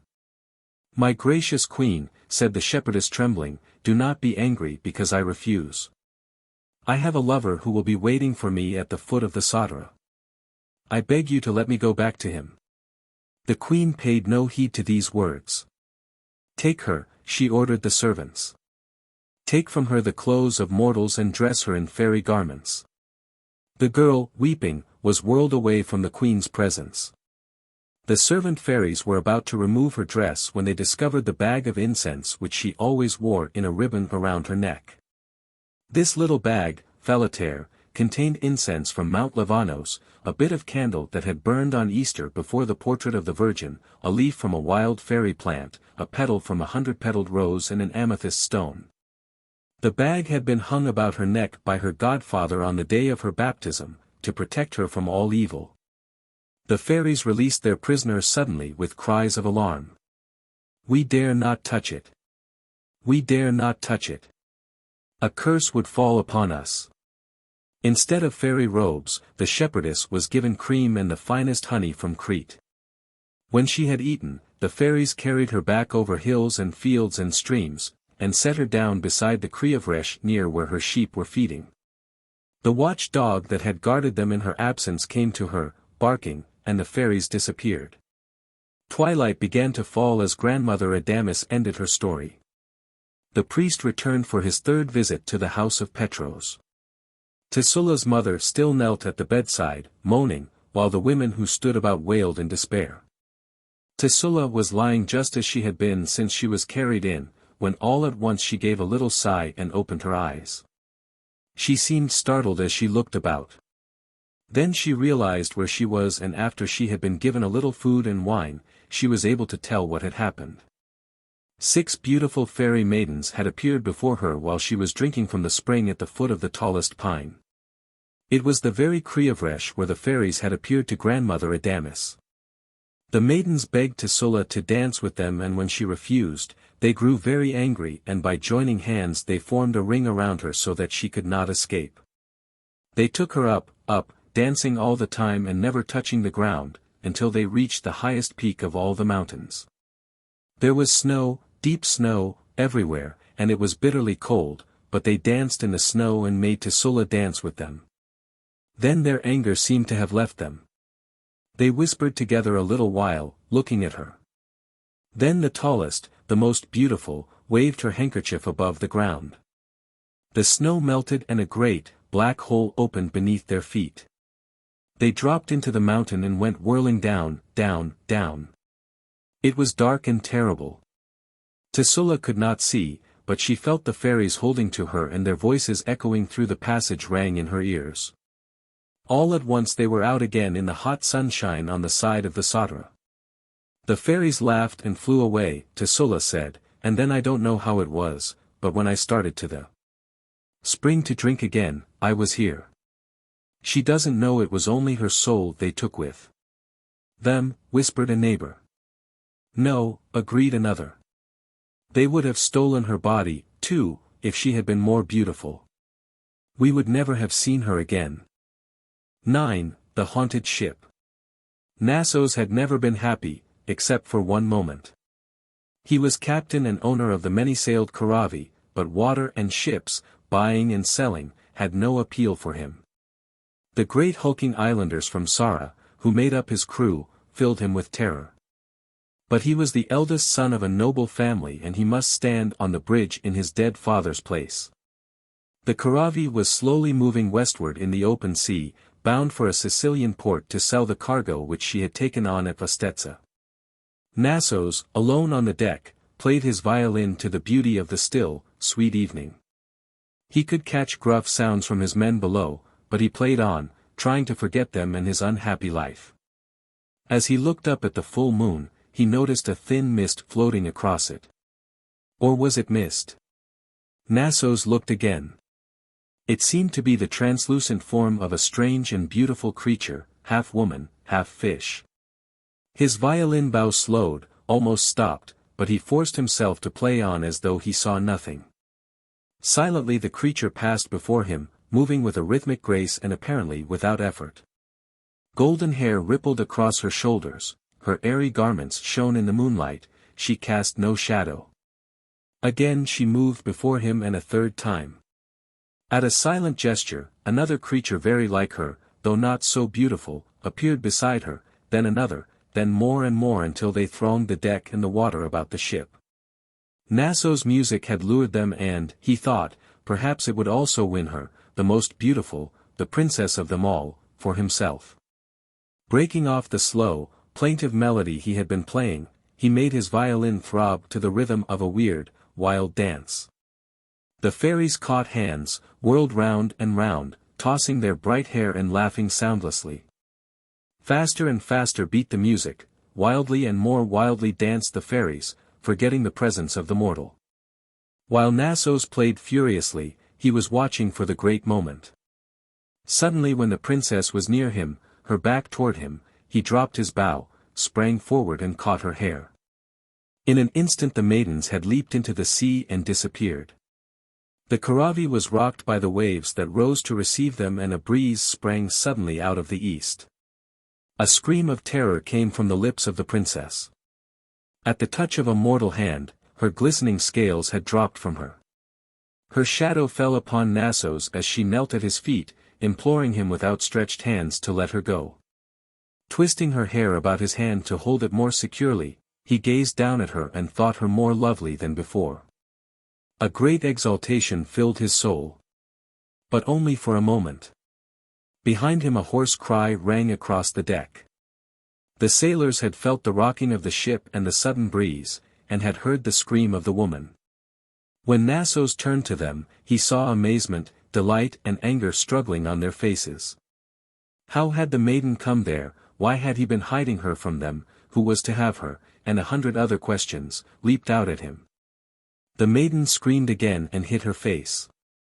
Nassos ordered the men below, but he was answered by a confused muttering as they moved nearer to gaze with fascinated eyes on the beautiful creature. "Let us draw lots for her," one suggested. The rest approved. Nassos was angry. He spoke to them as he had never dared to speak before, denouncing them as insubordinates and cowards, and demanding their obedience. His words had no effect. He shouted orders that were not heard, while the maiden implored him to let her go and the sailors argued loudly with one another. Then 4 husky fellows broke away from the rest and advanced toward Nassos. "Give us the maiden," they commanded. "We will decide." "She is mine," replied the young man calmly, "and I am your captain. Let us have her or we'll make you prisoner." Nassos drew himself up and defied by a look of contempt the 4 huge men. Their faces grew dark with anger and a cry like a roar came from them as they rushed upon him. "Save me! Let me go," cried the maiden, but one man seized her and tore her from Nassos, leaving only a strand of her hair in his hand. The other 3 caught their captain and in the space of a moment his hands were tied and he was cast overboard. When he rose to the surface, the sounds that came from the ship told of a fierce struggle. With a mighty effort he released his hands, but as he did so the strand of golden hair escaped him and floated free on the water. Though he snatched at it desperately, the rising waves carried it away, and the maiden, again in the transparent and shadowless form of a sea fairy, dropped silently into the water and disappeared. With a cry of despair, Nassos swam to the spot and called her again and again to return, though he knew with the certainty of sad premonition that he would not see her any more. Yells and groans drew his thoughts back to the Karavi. The sailors, ignorant of the fairy's escape, and believing that one of their own had hidden her, fell in jealous fury upon each other. They were desperate, drunken men. It was a struggle to the death. Nassos made his way back to the ship and by means of the anchor chain finally climbed aboard. By that time the clamor had subsided and when he reached the deck, a horrible, silent scene met his eyes. 2 men alone of his crew of 30 were left alive. It was difficult for him to convince them that he was not the ghost of their captain, that he had not hidden the maiden away and that she, being a fairy, had gone back to her home in the sea. "Woe, woe upon us," they groaned. "Evil has fallen upon us. We are in the power of fairies. If you had told us, we would never have touched her. Their revenge and the blood of our comrades be upon your head." A trembling terror gripped them. Even after Nassos had bound up their wounds and they had helped him clear the deck and remove all traces of the combat, they started and shuddered at the least sound. Nassos determined to head for Sicily, but even when he promised the sailors an equal share of the profits with him, they were little encouraged. Sullenly they obeyed his directions and the Karavi moved slowly forward. Woe, woe!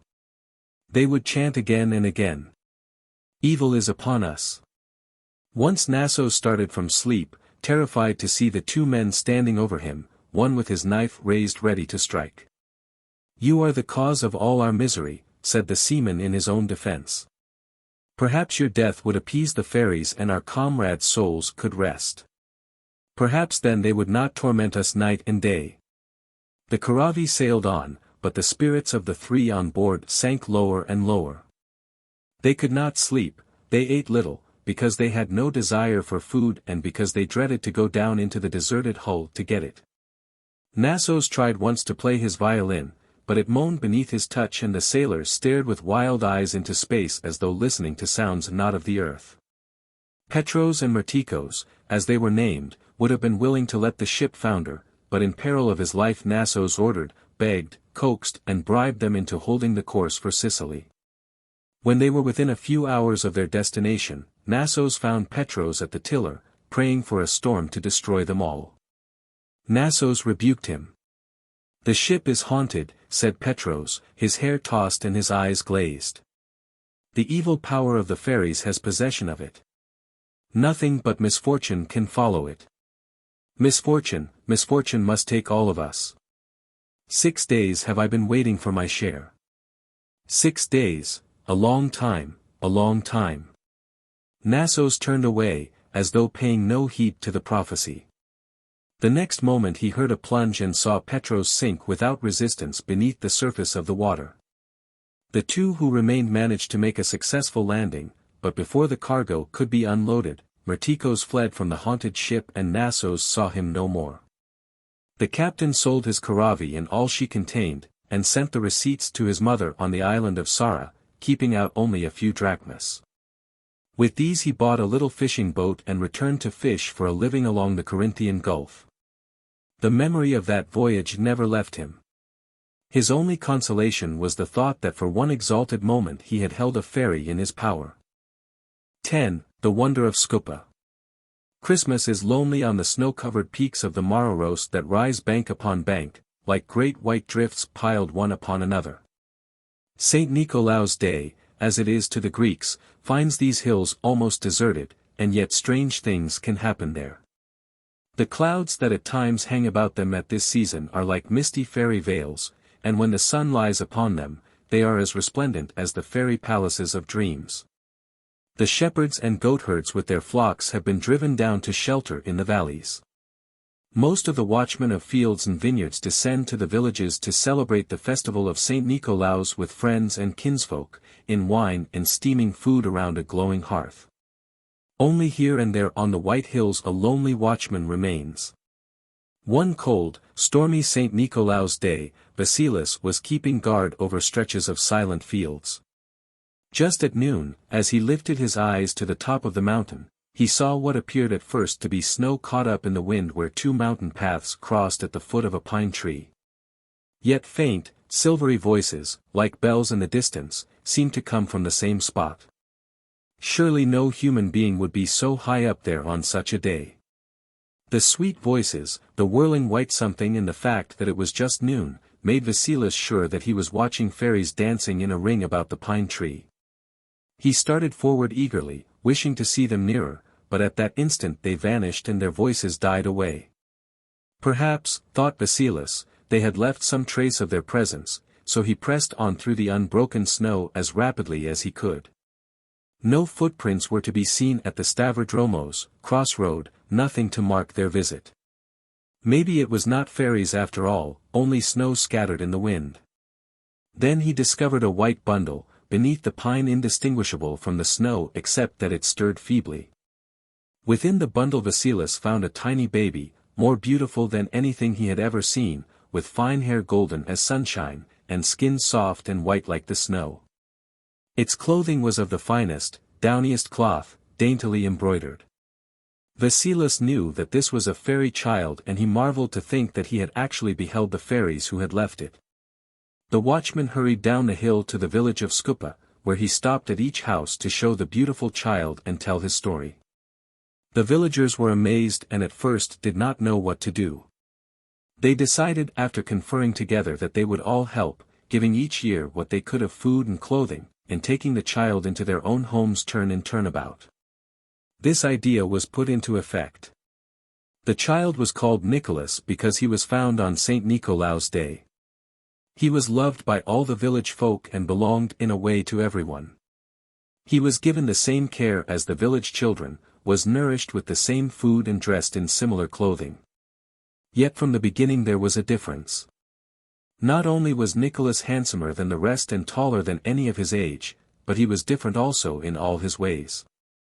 He was very quiet. He did not play with the children, but he would talk to them for hours, telling them wonderful stories that had never been told him, that had never been heard in Skoupa. Often he would wander away and some shepherd or watchman would come upon him sitting alone in the fields gazing at the sky. Sometimes when he was addressed he did not even hear. Because of his mysterious origin and his strangeness he was known through all that country as the Wonder of Skoupa. Nicholas became a shepherd at the age of 15 and no longer needed the help of the villagers. He came down from the hills sometimes to spend a holiday in Skoupa, but even then he did not join in the games or dances, merely watched from a little distance with sad eyes. The people wondered if he were thinking of his fairy mother and the palace he had left, they wondered if he were lonely and longed to go back. But he was a fairy child and they dared not ask him. It was again St. Nicolaus Day on the morrows. 17 years had passed since the day Vasilis found the white bundle in the snow. The old watchman was still guarding the silent hills. Never had a St. Nicolaus Day gone by without the memory of that strange experience. Vasilis had lived it over each year. Now again at noon he raised his eyes to the pine tree at the crossroad. There, instead of the fairy ring of swirling white, he saw a man standing in the snow reaching his arms toward the sky. His head was bare and the sun fell upon his golden hair, bright as the sunlight. Could it be anyone but Nicholas? Yet was he not spending the day in Skoupa? Vasilis shaded his eyes against the sun's glare on the snow and gazed at the strange sight. The man stood still, like an image. The wind blew wisps of snow about him. Thicker and whiter rose the snow till it seemed to meet and melt into the white sky above the mountain peak. Then Vasilis saw fairies, myriads of fairies in white, dancing in the sky and in the swirl of snow about the motionless form. Faster and faster danced the fairies until the cloud of them obscured the figure of the man. Silvery voices like distant bells floated down to Vasilis. Suddenly a fierce blast wrapped the whole mountain top in a mist of flying snow. When it had passed, the fairies and the man were gone and there was no motion and no sound upon the mountain. Vasilis climbed again to the spot. This time the fairies had left no trace. Trackless snow and the lonely pine. Vasilis made his plodding way down to Skoupa to look for Nicholas, hoping it was not he who had vanished from the Stavrodromos. All the villagers joined in the search. None of them had seen Nicholas on that day and no one ever saw him again. 11. The 1st of May. Anasto was the unhappiest of all the maidens in the village of Pyrgos, because she was the most beautiful. The other maidens were jealous of her. They would not talk to her or associate with her. They spoke evil of her. She lived in a little house apart from the rest, with her uncle who was too old to work. They were very poor. Anasto was loved by Tassos, a shepherd on the hill slopes of Helmos. Tassos loved her with all his innocent heart. Anasto knew it and the people of Pyrgos knew it, even the hills and the wild birds of the hills knew it, because Tassos had whispered it to them. Tassos was handsome and the finest singer in all the village. When his voice rang out, rich and beautiful, from the hills, any of the maidens would have given all that she possessed if his song had been for her. But it was always to Anasto that he sang as he sat on the hillside a little way above her home. The love of Tassos and her love for him were the only joys Anasto had, and even those were blighted by evil tongues in the village who said that Tassos kissed Anasto. They called her, Philemine, kissed. Malamo, the sorceress, alone was kind to Anasto. She would say to the villagers, "Well, you know that Anasto is beautiful, and on that account you are jealous of her. Naught but evil can come to a cruel people that accuses and makes miserable an innocent child like Anasto." Many times Malamo said it, but the villagers would tell her to go back to her magic and her communion with fairies and leave mortals to their own ways.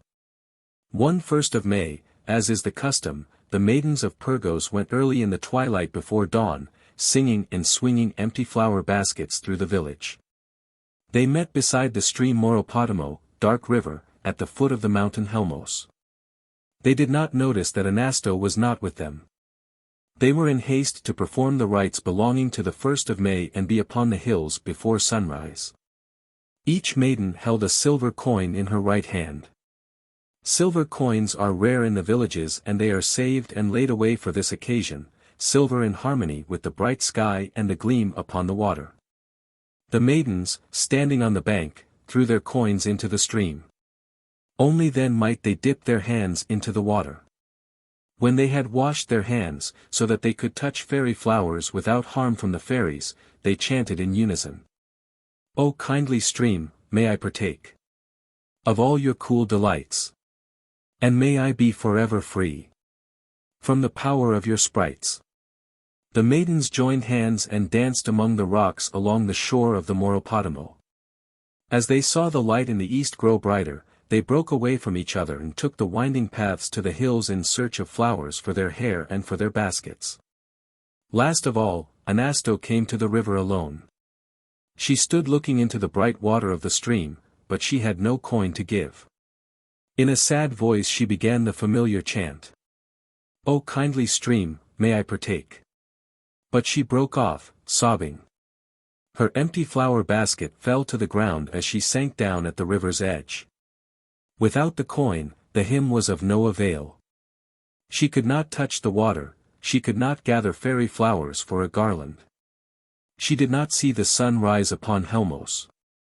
She wept bitterly and her tears fell into the stream. The waters became dark and the waves moaned and cried. "Anasto, your tears have embittered us." The wild flowers cried, "Anasto, your tears have poisoned the water that we drink and our petals are fading." And the wild birds cried, "Anasto, your tears have embittered the seeds that we eat and the fruits of the trees, and our hearts are embittered." But Anasto could not listen. She was weeping and her tears mingled with the waters of Moropotamo. The sun climbed high and stood above the stream. It was midday, the hour of fairies. Anasto's eyes were dim with tears and her senses dulled by weeping. She was not aware of the fairy hosts that suddenly appeared about her, nor did she hear the sound of strange music and fairy voices. "How beautiful she is," exclaimed one of the fairies. "She has cast no silver coin into the water," said the fairy queen in anger. "She is dropping her silver tears," said another fairy tenderly. "Her tears have darkened our stream and the waters are saddened," cried the queen. "Seize her. She is in our power. Away with her to the Neridospolo on the peak of Helmos." Anasto always wore for protection against evil a rare old amethyst which had come down to her from a remote ancestor. It hung, beneath her clothing, on a silken thread around her neck. "A magic stone," said the fairies when they discovered it. "Touch it not," commanded the queen. "We dare not touch it. We must leave this beautiful maiden. Come."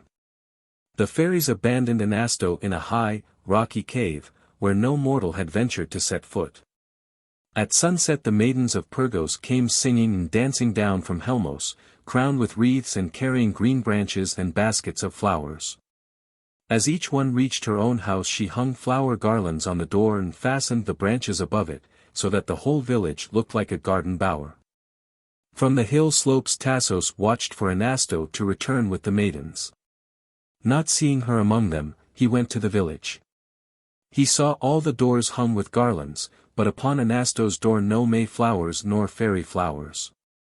He questioned some of the maidens, but they could tell him nothing. Through all the village Tassos found no trace of her, except her little empty flower basket at the edge of the river. Holding it high and looking about in all directions, he called her name. Only the echo of his voice rang back to him from the rocks. He ran to the hills, crying, "Anasto, Anasto." It grew dark, but he did not stop. All night he searched for her among the pines and firs and rocks, and did not find her. At dawn he came again to the Moropotamo, calling, "Anasto, Anasto." Looking into the stream, he groaned, "O cruel stream, where is my Anasto?" His tears, as they fell into the silvery waters, turned them dark and they moaned. Then Tassos looked toward Pyrgos and cried out curses upon the village that had made Anasto unhappy. Even as he spoke, dark clouds were massing above it. In a moment the heavens were covered with them, so that the brightness of dawn was blotted out. Lightning and thunder followed and hail fell upon the land. "Let Pyrgos be destroyed," cried Tassos, leaping up in a fury of grief and anger. "Let it be wiped out. It has persecuted my Anasto." Then the old sorceress, Malamo, saw the doom of the village in the dark sky. Running out, she called to the villagers. "The punishment for your cruelty is at hand. Your homes and all of you will be destroyed. Come, follow me, if you would save your village. Follow me to the stream, if you would not die. Bring a stone, we'll stone the stream, we'll stone the stream." Terror fell upon every heart. All the people of Pyrgos followed Malamo to the river banks. She cast her stone into the stream, the others did likewise. They pressed about her. "What shall we do?" they begged. "Tell us what to do." "The fairies of the stream have taken away your Anasto," explained the sorceress, "and you have avenged yourselves upon them. The stream is stoned. Now let all the maidens search in the caves of Helmos, for in one of them Anasto is hidden. Let them not return without her, for if they do, great will be the evil upon this village." Tassos, who had watched this scene, led the maidens, lighting their way by torches, up to the caves of Helmos. The dark clouds hovered ominously over Pyrgos. Frantically the maidens searched for the lost Anasto. All day the search lasted. Finally on the peak of the mountain where none had dared to venture, they found Anasto in the Neridospolo, fairy cave, alone. She could not move or speak. She made no sign that she saw them. At this the maidens wept and were in despair, but Tassos took Anasto in his arms and brought her out upon the mountainside. Suddenly the sky cleared. It was sunset and the last rays of the sun fell upon them. Anasto was aroused. She looked about, she smiled, she called them all by name. Great was the rejoicing in the village of Pyrgos when the procession bringing the lost maiden came down from the hills. A wreath was upon Anasto's head, her basket was full of flowers. Other maidens were talking with her, holding her hands. For 3 days the village held festival with music, flowers and dancing to celebrate her return. 12. The Fairy Mother. At the foot of the Seleucids on the island of Crete, there once grew up a youth called Kapitanaikis, because his father, whose death made him an orphan, had been a capetan or leader. Kapitanaikis was a beautiful boy and he could bring forth such sweet sounds from his lyre that the flowers on the hillside smiled and danced. From the time that Kapitanaikis was quite young, he would climb to the highest hill of the Seleucids, named Thanatorihi or Death's Hill, where he would sit for hours playing his lyre under the deep blue Cretan sky and gazing down at the grey-blue sea that gives to Crete its name of the Blue Island. Sometimes the maidens of the village would leave their work to listen to his music which filled all the lands of Crete. The villagers might have supposed him an eagle, so high would he sit on the Thanatorihi, but they all knew him and gave him not a moment's thought. Kapitanaikis was always lonely. He felt that there was no one and nothing to love him except the hills of the Seleucids. Often he would gaze far out to the Mediterranean as though he heard, above the sound of his playing, something calling him from the silent waters. One noon in autumn while he was lying half asleep in the dark shadows of the fir trees near the Onorovresh, spring of dreams, he heard singing, the music of flutes and the throbbing of a drum from somewhere among the hills. He sat up. Perhaps, he thought, someone is coming to me at last and I shall not be lonely any more. The sounds drew nearer and he saw to his amazement 3 strange maidens, with long veils that sparkled with gems. Their dresses were of some silvery, silken fabric and their golden sandals were adorned with jewels whose gleams seemed to flash to the opposite shore. The maidens approached, 2 playing flutes and the 3rd singing and gently beating a drum. They danced around the Honorovresh without appearing to see him, passed on from hill to hill, from spring to spring, circling like flower petals eddied by a light wind, flitted over Mount Ida, and skimmed across the Mediterranean to vanish on the horizon. As a breeze, sighing among the mountains, leaves only a murmur behind it, so they passed, leaving in his soul only the echo of their music and the memory of their bright, shimmering garments. The next day at the same hour, Kapitounakis took his place again at the Honorovresh and played on his 3-stringed lyre, trying to catch the silver, bell-like beauty of those melodies. Sounds of unearthly sweetness floated up to him and he saw again the 3 strange maidens dancing over the Araray, hill of the winds, and coming toward him. He held his breath, the lyre fell from his hands. Nearer and nearer danced the maidens till he breathed the perfume of their garments and felt the air stirred by their swift movements. Wild with joy he leaped up to dance with them, only to see them flit lightly away, circle about the Thanatorihi, and pass far beyond, growing smaller and smaller, till they disappeared where sky and Mediterranean meet. What are they? He asked of the spring. Why do they come? He asked of the fir trees. They do not even see me. Oh, if they would stay, if they would speak to me. He looked about at the rocks and hills and sky, but silence was everywhere. On the 3rd day at noon Kapitounakis waited again at the spring with anxious eyes and pounding heart. Faint on the softly stirring air came the elfin music of the flutes. Kapitounakis scarcely breathed. Then he saw the glint of gems and the swirl of airy garments. The music swelled to a wave of sound that seemed to engulf the whole mountain.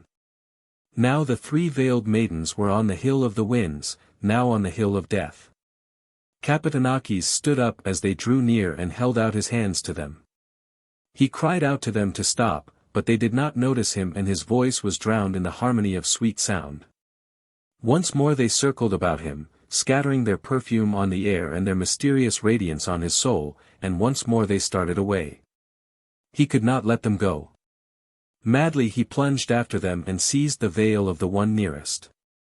There was a shriek. The 2 others darted with the speed of a kite straight to the sea and vanished, while the 3rd swayed, her face unveiled, gazing after them in terror and dismay. Kapitounakis stood amazed. He saw before him a maiden whose beauty rivaled that of Aphrodite. What was she? What were the 2 who had fled? He wanted to ask, but he feared his voice would make her fly away after the others. At the end of a long moment she turned slowly toward him and the look in her eyes was of such hopeless sadness that he instinctively dropped to his knees. Oh, do not be sad, he begged. Only stay with me and I shall make you happy. The maiden was silent. Speak, he pleaded. Speak to me and tell me that you will stay and be happy. Still the maiden did not answer. For 3 days it continued, his pleading and her silence. Finally she looked at him, her eyes full of grief and reproach, and said, Why did you do this? Kapitounakis had never heard a voice so angelic. The love that had been stirred by her beauty at the first moment he saw it was now awakened into life. Speak again, he cried. I am happy only when I hear your voice. I love you, Agnost. I want you for my wife. She whom he called Agnost, unknown one, was thoughtfully silent for a time. Then she said, I shall marry you on one condition. Only one, he exclaimed joyously. What is it? I am a fairy.